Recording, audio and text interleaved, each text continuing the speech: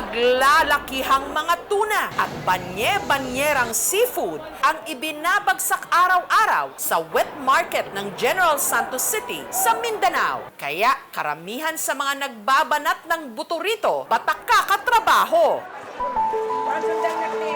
Pero sa pwestong ito, may isang bata na nakikipagsabayan sa ingay at gulo ng palengke. Maliliit man ang kanyang mga bisig, minamanilang daw niya ang paglilinis ng mga isda. Mula sa pagtatanggal ng kaliskis, hasang at palikpik, kayang-kaya niya. Siya ang binansagan ngayong prinsesa ng banyera ng General Santos City, ang 10 taong gulang na si Liza. Pilit kami sa kanya kasi bata pa siya, marunong na siya. Matalas yung hinahawakan niya na kutsilyo. Hindi mo talaga 100% na hindi siya talaga madisgrasya. Lahat tayo may tinik sa kanya-kanyang buhay. Pero si Liza, hinaharap na niya ito sa mura pa lang niyang edad. Ang binansagang prinsesa, hindi sa palasyo nakatira, kundi sa barong-barong na ito sa Barangay San Isidro kasama ang kanyang pamilya. Walang pasok si Liza sa araw na ito. Pero alas 5 pa lang ng umaga, gising na siya. Si Liza kasi sasama ulit sa kanyang nanay Flora sa palengke para magtinda ng isda.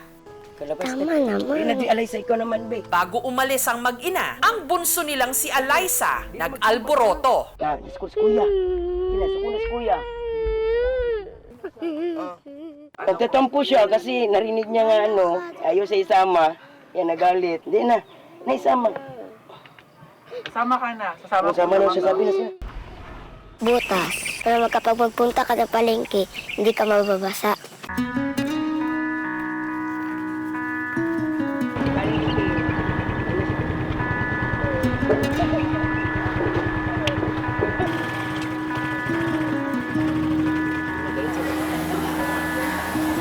Yeah, palit daw tapis, 3. Thank you. Thank you, te. Tapis, para hindi ka mabasa rin. Pag magtitinda ka, pag mapiskan ka ng dumi, hindi ka madudumihan. Si Liza nagtali muna ng plastik sa kanyang bewang. Pagdating sa kanilang pwesto, wala na siyang sinayang pang oras. Sabak agad sa trabaho. Nagsasizing ng isda, maliliit at malaki. Yan, pili lang yan. 100 binamano yan. 1 kilo lang doon na yan. Ang nabibiling mga tilapia, si Liza ang naglilinis. Tanggalan, nagpalikpik. Tanggalit na. O na, kiskis. Pagkatapos, ito palikpik niya. Pagkatapos ito, tinain niya rin. Ang sunod, hasang, yan. Hindi po ako nasusugat. Hindi po ako natatakot sa sundang. Kasi nasanay na po ako sa sundang, maghawak na sundang. Sanay na po ako. Si Liza, eksperto na. 3 taon na raw kasi niya itong ginagawa. Tinitignan ko paano maglinis ng isda. At sinusundan ko paano maglinis si mama. Kailan po sa akin na malansa yung isda. Hindi naman ako maarte.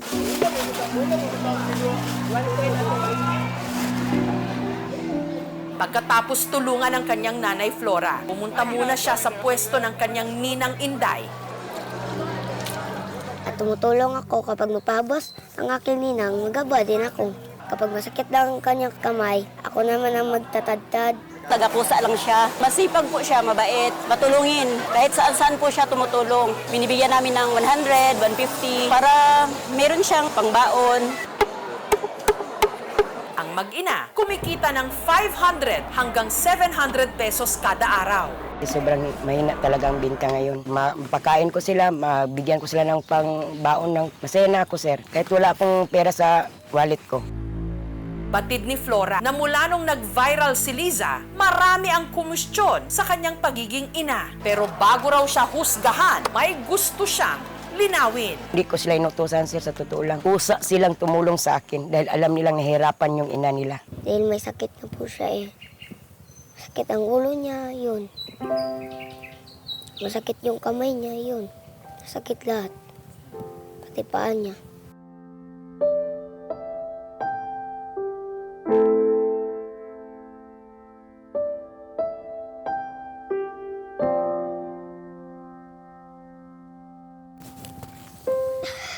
Tutulungan po namin siya.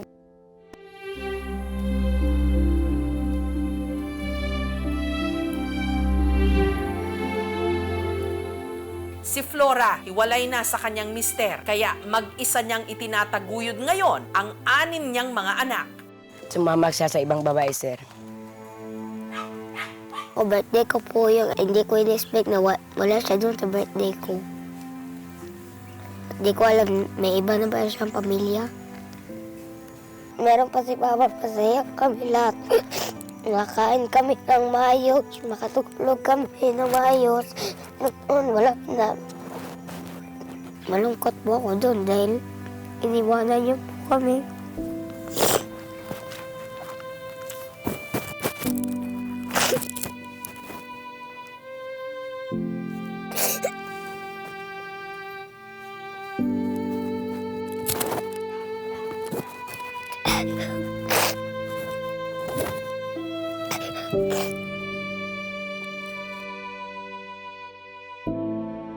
Sobrang hirap, sir, sa single mom, nga dami mong anak binubuhay. Pero hindi ko ipakita sa mga anak ko, nahirapan ako, sir, kasi naawa ko sa kanila. Ewan, basta masakit, sir, kaya makita ko yung mga anak ko nga maghingi.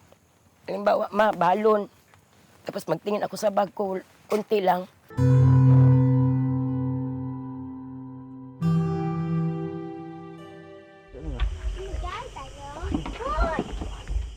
Pagka-uwi nila, sa halip na magpahinga, inasikaso muna ni Flora ang hapunan ng kanyang mga anak.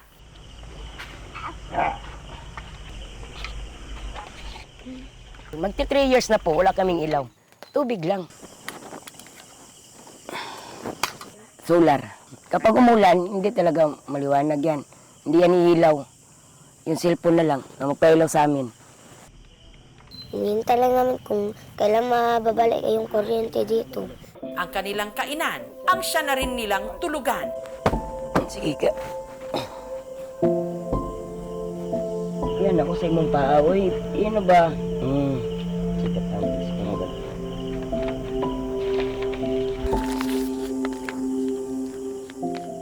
Pag walang ilaw, walang kuryente, okay lang po sa amin. Okay lang yung ganung kahirapan. Sabi ko ng ganun, mayaman lang ako, mabigay ko lahat sa mga anak ko. At hindi kami nakatira dito ng ganito. Sa kabila ng madilim na mundo niya ngayon, hindi raw nawawala ng pag-asa si Liza.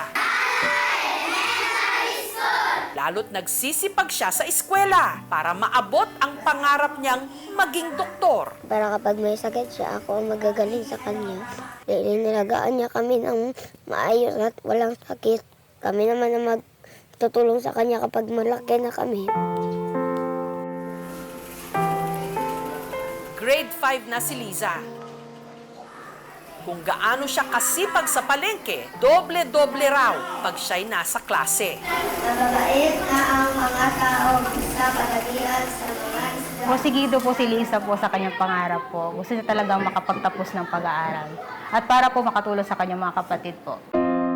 Yung pagtulong ng mga bata sa kanilang mga magulang sa trabaho, tingin ko hindi naman ito masama as long as yung mga bata ay hindi na-involve sa mga task na mapanganib. Para sa mga magulang, paalala lamang, kailangan pa rin i-prioritize yung education ng mga bata. At kailangan siguruhin natin na habang sila ay nai-involve or tumutulong sa atin, may enough na time para sila ay makagawa ng kanilang mga assignments, na mag-aral at maglaro. Napaka-importante nun kasi sa development ng isang bata. Mamimiss din nila yan because nakatutok sila dun sa kanilang pagtatrabaho na isang sana responsibilidad na later on na lang as an adult. Ang pagsusumikap ni Liza umantig sa puso ng marami. Marami rin ang nagpaabot sa kanila ng tulong.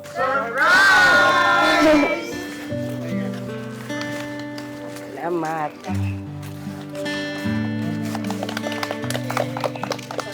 Ang mumunting handog po namin sa inyo yung 2 sakong bigas, mga grocery items po, itong electric fan at saka po yung ating mga school supplies po para sa inyong mga bata. Salamat. Salamat. Binibigyan po namin kayo ng training voucher kung interesado pa kayo sa ini training, no, entrepreneurial courses ito. Salamat. Daghang salamat ninyo tanan.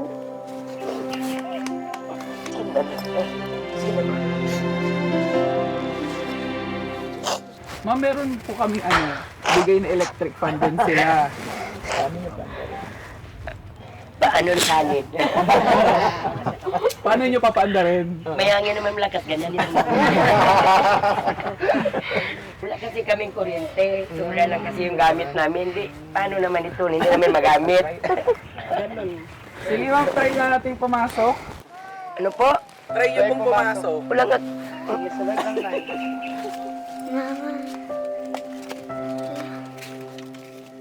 Ma'am, tignan nyo nga to. Ano to? Wala, kasama. Try nyo ma'am, yung nasa taas. Dalawa. Iilaw nyo dalawa. Uy, nanamisuga! Thank you tayo! Salamat kanyo, sir! Hindi namin mapakanog lamok.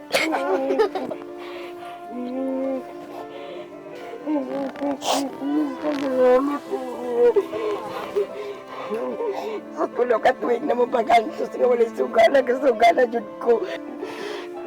Salamat ka ninyo.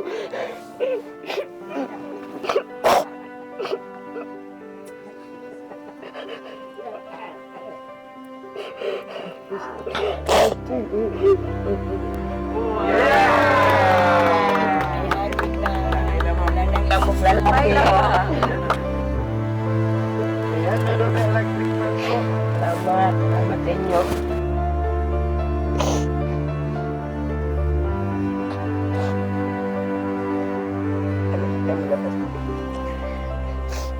Ang pinakamagandang balita, hindi na rin daw po problemahin ni Liza ang kanyang matrikula dahil nangako ang LGU ng General Santos City na ipapasok siya sa kanilang scholarship program. Thank you po. Thank you po.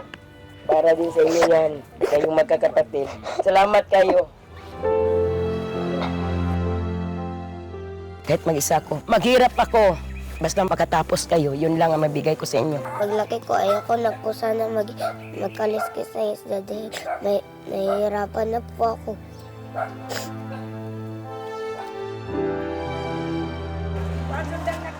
Habang ang ibang bata, hawak ay lapis at papel, si Liza, kutsilyo't banyera ang katuwang sa araw-araw. Sa murang edad, batak na sa buhay, samantalang dapat laro at aral pa sana ang kanyang mundo. Tanggalan ni Palikpik. Tanggalit na.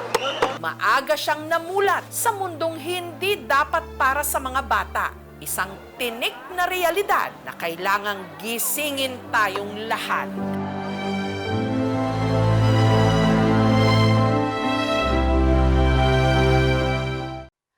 Thank you for watching, mga kapuso. Kung nagustuhan niyo po ang videong ito, subscribe na sa GMA Public Affairs YouTube channel.